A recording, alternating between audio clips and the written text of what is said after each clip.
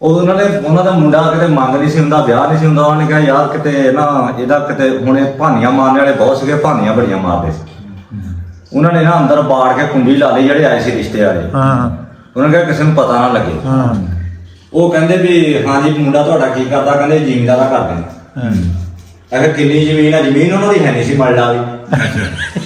ਉਹ ਕਹਿੰਦਾ ਜੀ 9-9 ਕਿੱਲੇ ਆਉਂਦੇ ਸਨ ਦੋਨਾਂ ਭਰਾਵਾਂ ਨੂੰ। ਝੂਠ ਕਹਿਤਾ ਉਹਨਾਂ ਨੇ। ਉਹ ਹੁਣ ਜਿਹੜਾ ਰਿਸ਼ਤਾ ਤੜਾਉਂਦਾ ਸੀ ਉਹ ਵੀ ਹੁਣ ਦੇਖਦਾ ਫਿਰਦਾ ਸੀ ਮੈਂ ਕਿਸੇ ਤਰੀਕੇ ਨਾਲ ਜਾ ਕੇ ਤਾਂ ਇਹਦਾ ਬੇੜਾ ਕਰ ਦਵਾਂ। ਉਹਨੇ ਆਣ ਕੇ ਕੁੰਡੀ ਖੜਕਾਤੀ। ਕਹਿੰਦਾ ਕਿ ਉਹ ਭਾਈ ਕੀ ਕਰੀ ਜਾਂਦੇ ਤੁਸੀਂ? ਚਾਹ ਪੀ ਜਾਂਦੇ ਆ ਤੇ ਸਾਨੂੰ ਵੀ ਪੁੱਛ ਲੈਂਦੇ ਤੁਸੀਂ ਤੱਤਿਆਂ ਪਾਣੀਆਂ ਨਾਲ ਕਿਹੜਾ ਘਰ ਛੱਡਦੇ ਆ।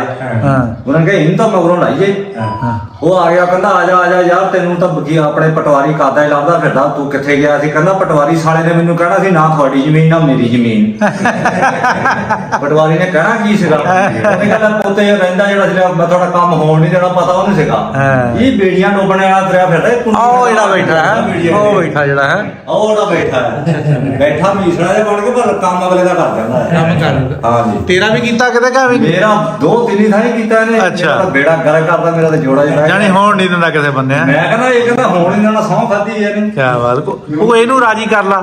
ਇਹਨੂੰ ਰਾਜੀ ਇਹ ਰਾਜੀ ਨਹੀਂ ਹੋਣਾ। ਨਾ ਇਹ ਚਾਹ ਦੀ ਪਿਆਲੀ ਨਾ ਮੰਨਣ ਵਾਲਾ ਬੰਦਾ ਯਾਰ, ਇੰਨਾ ਸ਼ਰੀਫ ਆਦਮੀ ਹੈ। ਤੁਸੀਂ ਮੈਨੂੰ ਸਮਝਦੇ ਆ ਵੀ ਜਿੱਦਾਂ ਅਸਰਾਈ ਦਾ ਪਾਕਿਸਤਾਨ ਕੋਈ ਤਾਏ ਦੀ ਬਰਫੀ ਲਿਆ ਕੇ ਖਿਲਾਇਆ ਇਹਨੂੰ। ਵਾਜੀ ਤੋਂ ਇਹ ਨਹੀਂ ਮੰਨਿਆ। ਮੈਂ ਜੀ ਕਿੱਥੇ ਭਾਜੀ ਮਾਰ ਕਰ ਦੱਸੋ ਜੀ। ਛੱਡੀ ਕਿ ਉਰੇ ਆ ਉੱਠ ਕੇ ਇੱਥੇ ਆ ਇੱਦਾਂ ਨਹੀਂ। ਹਾਂ ਕੋਈ ਨਹੀਂ ਐ ਵੀ ਮਾਰ ਲੈਣਾ ਜਵਲਾ ਮਾਰੀ ਜਾਣਾ ਕੋਈ